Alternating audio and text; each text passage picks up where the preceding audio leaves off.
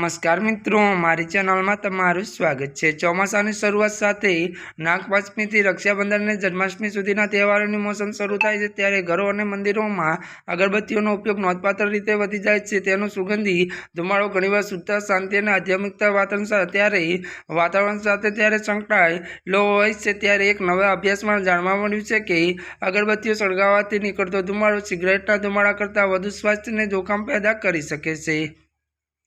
ખાસ કરીને ફેફસા અને શ્વસનતંત્ર માટે। ત્યારે સાઉથ ચાઇના ત્યારે યુનિવર્સિટી ઓફ ટેકનોલોજી અને ચાઇના ત્યારે મિત્રો ડોબોકો ત્યારે મિત્રો ગુડાકો અને ઇન્સ્ટોલોટ રેલવે કંપની દ્વારા સંયુક્ત હાથ ધરવામાં આવેલા આ સંશોધનમાં સૂચવવામાં આવ્યું છે કે ત્યારે ધૂપના ધુમાડા લાંબા સમય સુધી સંપર્કમાં રહેવાથી ફેફસા કેન્સર થવાનું જોખમ વધી શકે છે।